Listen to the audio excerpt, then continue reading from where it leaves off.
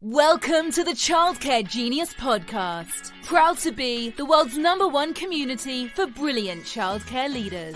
Each episode will feature interviews with the brightest minds in the childcare industry to guide you into becoming a smarter business leader. Our hosts have opened 10 schools while raising 5 children. They are certified business coaches and are the top-selling childcare business book authors of all time. This episode is sponsored by Arleaf Childcare Insurance. Give Blake a call at 972-232-2258 to get a free quote on childcare business insurance today. Let's welcome to the Childcare Genius Podcast our hosts, Brian and Carol Dupre.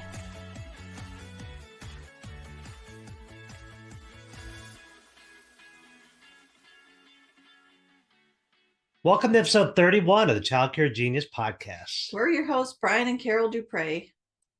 So we're excited to be interviewing today one of our favorite childcare couples. This is part 1 of a 2-part interview. So part 2 is going to be airing next week. We got to know this couple on our workation trips to St. Lucia last year. And we had a ball. We absolutely had a ball getting to know them. When I started coaching Christine, she was a home provider. She lived in California. She had a home center. She was doing very well. And she just wanted to have a center one day. That was her dream. So I started coaching her. And then she eventually found a center. And then I coached her and helped her to grow that center. And then one day she came to me and said, you know what? I want location number 2. I want to grow even more further. So we helped her with finding a location. We worked the numbers with her. Numbers made sense. It looked good. So she purchased center number 2, I think about 2 or 3 months ago now, and is already making a profit. So we're very excited to have to Christine on the line. So Christine and Wade McNally from Nevada. I always say that wrong. I say Nevada, but Christine and Wade McNally from Nevada. Let's get them on the line. Hey guys, welcome to Childcare Genius Podcast. How are you guys doing today? Good. How are you? Doing great. So excited to be talking to you guys today. We've become really good friends over the last couple of years. And we've even got closer since last summer when we all vacation, not really vacation, but we workationed together. And we really, Carol and I really love you guys both. And we're so proud of the success you've had. And we wanted to bring on the podcast today so we could talk a little bit about your success. We could talk a little bit about where you're headed. And we're actually going to do a 2-part episode where we're going to interview you first, Christine, and talk about the childcare side. And then we're going to interview you, Wade, and talk a little bit about the legal side of childcare, since you guys cover both in this marriage. So I'm going to start with you, Christine. So how did you get involved in the childcare business? That's always a good question to ask somebody when they first start out. Yeah, so we, my husband and I, we met in high school. So we started young. I had our first child when I was 19. And I had put him into an in-home provider with an in-home provider who was actually a really close friend of mine's mom. He was there for about 6 months, and the whole time I just had this weird feeling about the whole situation. So one day I took a Sharpie and I put a little dot on the diaper that I put him in, and I dropped him off, went to work 8 hours, came back about 8.5 hours later, and he was in the same diaper, screaming in the front room, nobody in the house, everybody outside. And he was only about 6 or 7 months old at the time. So I never went back. I picked him up. We went home. I never went back. I quit my job. I'm like, what am I going to do? I can't put him in care. And it was actually my mom who said, why don't you open your own? And I was like, that's something I can do. And she's like, why not? So that's how I got started. Wow, interesting story, but pretty smart and sleuthy of you to put that dot in there. And unfortunately, there's a lot of bad childcare providers out there that are in that boat. And thank goodness that incident happened, because now look at you making an impact in the world. So sometimes a negative situation can turn into a positive. So I remember first meeting you. Yeah. So at night. Sorry, we got a little bit of a delay here. So go ahead. Sorry, I was just going to say that at 19, I opened my in-home as a small in-home daycare, and then quickly grew it to a large. 19 years old. Oh my God, that's crazy how young you were. And applaud to you to have that entrepreneur spirit at 19 years old. So when you first wanted to open a center, when did this dream come in to your head that you wanted to go from an in-home into a center? So we actually attempted to do it in about the year 2000, I want to say 2001. We were looking to purchase a building, and kind of things didn't really work out with the building. There was a lot of issues with it, and we kind of got scared. And so we didn't jump in on that and continued to do the in-home until about 2019. I just started kind of looking at other states. We were looking to move out of state, had it in our home since 1998. So, and we had it for a long time, ready to have it out of the home, and found as my husband nods his head, ready yes. to get a little privacy. And so I just started Googling like what maybe was out there in different states that we were looking at, and actually not too far away. I mean, still 2.5 hours away, but in Nevada, across the border, there was an absentee owner facility that was available. So I went to take a look at it. And that's about the point when I met you. So that's kind of how we went about that, that little journey to move into a center away from the in-home. I remember our first call vividly. I get this on a call with a home provider, which I didn't do many home call providers at the time. But I remember the call vividly. He said, my husband's in law school. I own a home child care center, and I want to open a school. It's my lifelong dream. And I'm looking at this place in Nevada. Can you help me? And I remember walking you through it. We walked through the numbers, and it made it look financially. And you told me you were willing to drive back and forth and do this and talk about that experience, because most people would never want to put that level of commitment in their business. That's how I knew you were serious, and I knew you were going places. So talk about that experience, the first year. Yeah. So where we lived in Northern California and where the center was located in Northern Nevada was about a 2.5 hour drive. So I didn't go every day, obviously, but it had been absentee for about 17 years with the same director. So going into it, felt like that was something that could still continue to be. I would just go in a couple of times a week and, make the tweaks, really put in our core values there, and change a bunch of things, because going into that center, it was pretty run down. It had been neglected for a long time. The person that we bought it from, the owner, told me that in 12 years, she had been there a handful of times. So it was just kind of left up to the director and those that worked there to run and to maintain. So it needed a lot of TLC. It was tough the first year, but it wasn't terrible. And we made it work. It was kind of a struggle as far as getting the staff on board with us, but no free weekends. I think there was every no weekend free we were weekends. driving up there to do work on the building or the facility. Yeah, the first year it was no free weekends. We were at the center every single weekend. With your kids, full family affair, right? Yes, definitely. Putting in painting, roofing, flooring, plumbing, everything. Yeah. I remember those days, all in family affair. It's good bonding experience, but boy, it's a lot of work. You're like, man, the older you get, the harder it gets to do something like that. But that's the way to do it. It's how you build your dream. I love that. Love that story. And a lot of people listening are going to relate to that. Like, yeah, I remember paying the price, paying my dues. It's something your employees never see. Right. They never see what sacrifices we make. They only, sometimes they complain about what the scenario is, and the owners look like they have the easy life.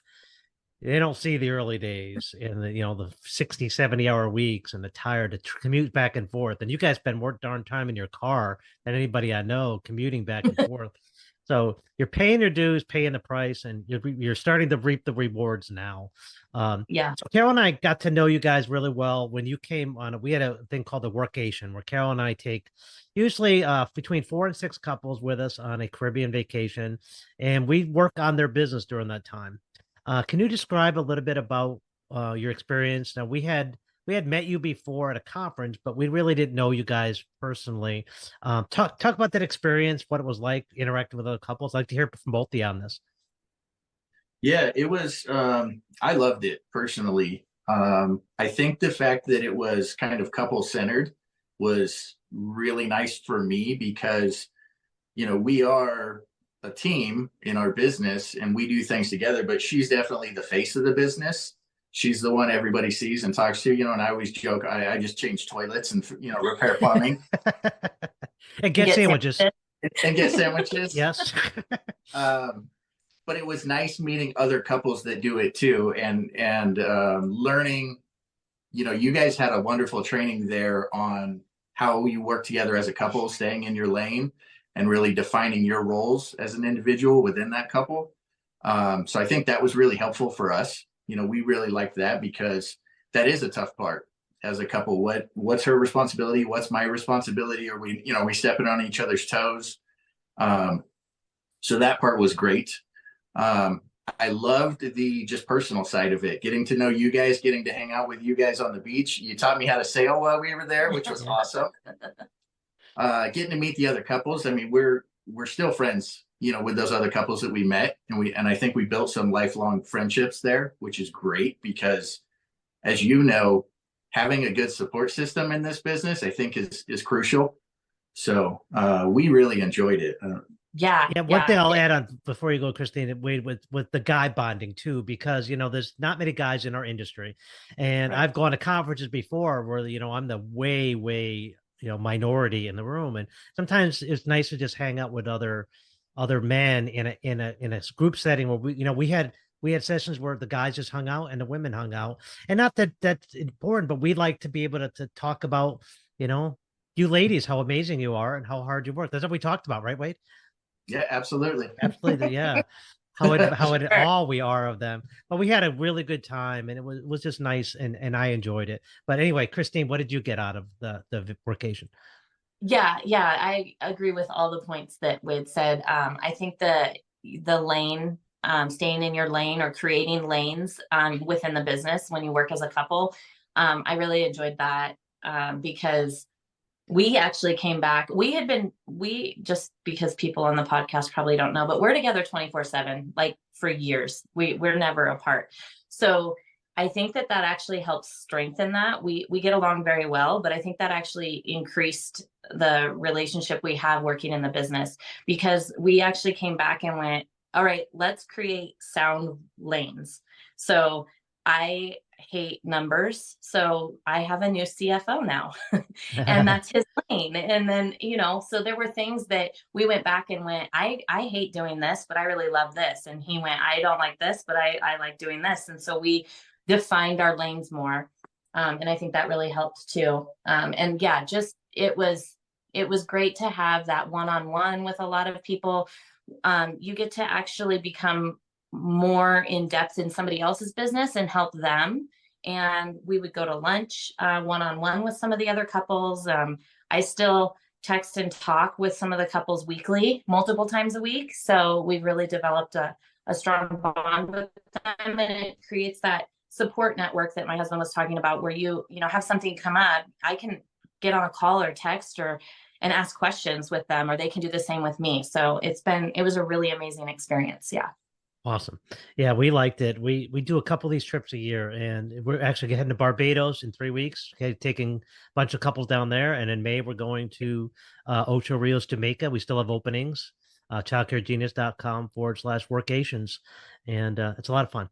But anyway, so you recently opened a second location, and the first one wasn't punishment enough, so you said, let's go ahead and do it again. And so what advice can you give to those considering a second location? Now, in all fairness, I've warned all of the people I work with, the second location is usually the hardest to open. The good thing is you weren't because you were a remote owner on your first one, you never really had that emotional attachment to that first location, which made it easier for you to open a second location. So talk a little bit about that experience. Well, not that I still feel like the parent torn between two children, if that makes sense. Yeah. Because you put all this time and effort into something that, well, at least I did, for something that really I wondered how it was even licensed, and built it to the high quality program that it is. And then now I have to split my time to another program. But yes, I wasn't in the day to day 100%. So the staff know that I am here 2 days a week, and I'm there 2 days a week, and I work 1 day a week from my home office. So in that respect, that was easier. I think though, there's still a little of the, which child do you love more kind of situation with the centers. But no, I think the biggest thing is how long it takes to do things, because I'm one of those people. I'm super optimistic. I'm optimistic on timelines, on how much I can get done. Yeah, absolutely. I'll be like, we can remodel all of these bathrooms today and be done tomorrow. And with like, no, we can't. That's So not how it works. so for me, I have had to learn that you have to be flexible. You have to be really flexible, because timelines aren't going to happen the way you want them. Fire's not going to sign off on something when you expect, or your furniture delivery order is not going to come in 2 weeks. It'll take a month and a half, or because the weather, because it will not stop snowing here, or, just things like that have come up. And so you really have to just be flexible. And, you put things into place that you think are going to work, and then your staff come to you and go, this isn't working because of this. And so you go, okay, well, it worked over there. Why is it not working here? And so you just kind of have to be flexible. It was important to have systems in place ahead of time that you can replicate and do, because you can't expand if you don't have a system that you can replicate. It makes it really hard if you go to each center and it's something different being done at every center. Wade's a real stickler on that. He wants everything to be exactly the same at every center. So having that process and systems in place was really important too.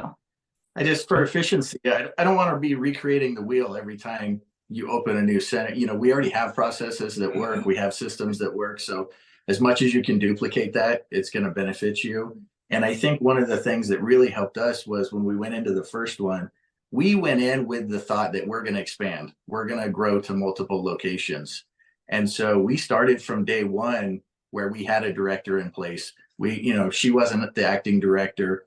We were kind of offsite owners. We were there a lot, but that was what we trained that staff with. Hey, we're going to expand. We're going to have multiple locations. And so we're not here 24/7. We don't work in the center every day. And so I think that really helped us when we got to that second one. You didn't have to rip yourself out of that first school. Right. And there was no separation anxiety of the staff. They weren't used to seeing you all the time, and they had expectations. So I love that. And I remember when we were in St. Lucia together, you laying out a clear vision and having this plan for the second location. And sure enough, fell in your lap. It was a lot of work to get to that point, but it was exactly the way you planned it in St. Lucia, almost to a T, exactly what you wanted, where you wanted, how you wanted. It's just the power of writing down your goals and having a clear vision. Yep. Putting it out there, positivity into the universe. Amazing, and all the couples too. I've seen it in all the couples that went, all the things that they kind of wrote down and the goals that they set are all coming true now. It's the power of manifestation. So, so a few months ago, you joined our Child Care Genius coaching program, and you and I've been working together for the last few months, helping to grow your new school and preparing for that third location whenever you're ready for it. Why did you decide to join us? Well, you had a huge impact on me when we first started with the center, when I went from the in-home to the center. I think that had I not met you and had been coached by you through that whole process, it would have ended up like it did the first time back in 2001, where I said, this is too hard, I'm going to let it go. Because you told me to read The Slight Edge. And so anytime I felt like it was getting too hard, I read another chapter. And that made a huge impact. So I think between that and the relationship that we had built, you have to be able to work really well with somebody. And I feel like the knowledge and the relationship that we've built, that was a huge factor in that. Also because it's a small group setting, you get a lot out of the calls and everything, because it's a smaller group. And I just feel like there's more personal attention. And that was something that held value to me. So Yeah, I think having the couple, yeah. it's kind of couple centered. A lot of the things that your organization does, there's a lot of couples participating in it. Like you said, when we went on that workation, it was all with couples. I loved that, because like you've said, I sometimes felt a little bit like that third wheel, a little bit awkward in some of the settings. And so being with other couples really made me feel more like a part of the business, more like I was contributing there. So I enjoyed that. And then, like she said, our relationship with you, for me personally, you do business with people that like, and trust.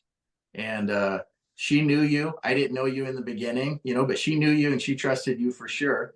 And then, like you said, we went on that workation, and we got to know each other and developed a great friendship, I think. So, 100%, we know, like, and trust you, and that's who we want to do business with. I appreciate that. And I feel the same way back and forth, and tell you how much I like you guys.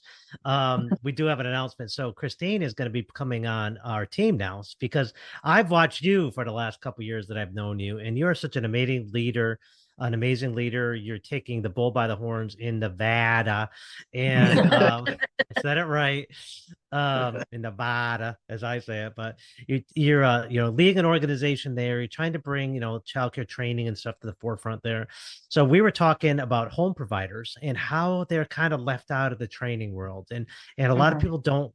They tend to go where the big money is with multi-center owners, and they forget about this. I don't say the small guy, because they're so important. I mean, there are more home daycares in America than centers, much more, and more children are in home daycares than are in centers around the world. So they're such an important part of our economy and such an important part of our educational system, but yet it's ignored by a lot of coaching programs. So we are talking about that. I said, I want to develop a level in our Child Care Genius University specifically for home providers.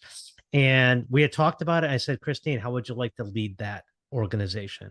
And you accepted, and you're going to be coming on a Child Care Genius University faculty. It's going to be called our new Boost level. And we're going to be boosting childcare providers to provide amazing service to their clients, but also for those of them that want to open a center, we're going to show them every step of the way how to do that. And I think that helping them boost them in, or just, if they want to be a home provider for the rest of their life, nothing wrong with that. God bless them. We will help them with that too. Why are you excited about this opportunity? I'll say that. Of course. I'm so excited.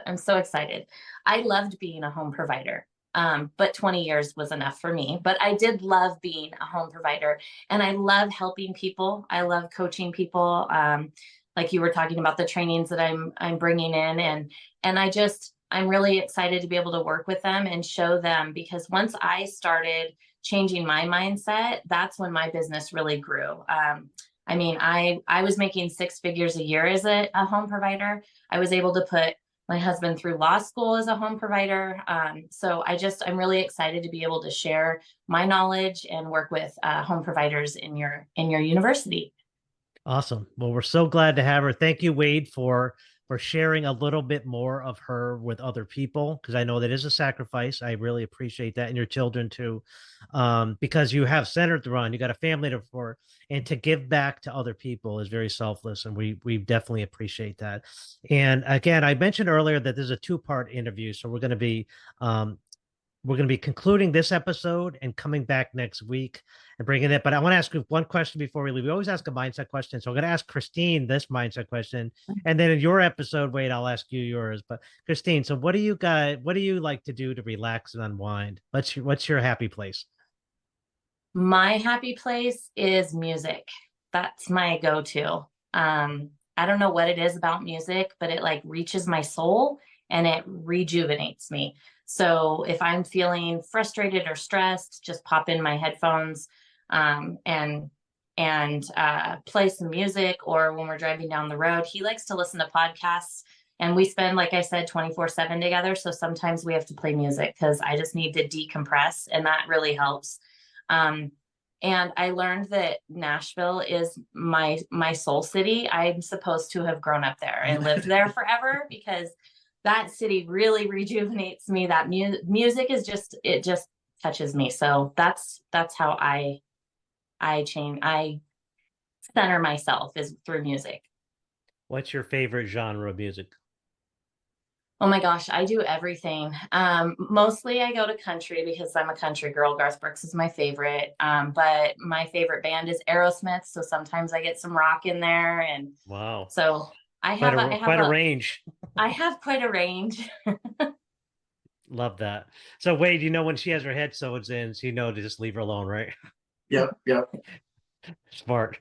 All Just right, go so get we're gonna love that. Well, thank you guys. We'll conclude this part 1 episode. So be sure to tune in next week, and we're going to have Wade come on next week and talk a little bit about why you need to have a will in your business and want to set up trust, maybe a little bit of legal help in your business. So go ahead and conclude. Thank you guys so much for joining us in the Child Care Genius podcast today. Thank you for having us. We are excited to have her on our team. Yeah, I tell you, I am too. And I've always liked Christine, and of course Wade too. I like them both. But Christine is dynamic. She's a great child care center owner. So if you're a home provider or dream of having a center one day, or a center owner that wants to expand, we're going to help you make your dreams come true as well. So it's time for open enrollment for our spring semester at Child Care Genius University. So each quarter we open up for new students. So on March 23rd at 1:00 Eastern, you can learn all about the amazing changes that we've made. Plus, we'll be adding a new level for home providers to our university. And Christine is actually going to be the coach of that new level. So everything's going to be unveiled on March 23rd at 1:00 Eastern. And it's going to be exciting. And to register for the open house, visit childcaregenius.com/university. Yeah, lots of exciting new changes to our coaching program. We've added new benefits. We've changed it around a little bit. We've rebranded it slightly. And so if you want to learn what we're doing new, again, visit childcaregenius.com/university to register for the open house. So this concludes episode 31 of the Child Care Genius podcast. Thank you for taking time out of your busy life to spend a little bit of time with us. And just remember, hit the subscribe button so you won't miss a future episode of the Child Care Genius podcast. And we'll see you next week. Bye. Thank you for listening to the Child Care Genius podcast. If you enjoyed the show, please do us a favor and hit the subscribe button so you don't miss a future episode. Don't forget to visit our website at childcaregenius.com to see a list of services we offer to help grow your childcare business. Until next time, thank you for being a part of the Childcare Genius community.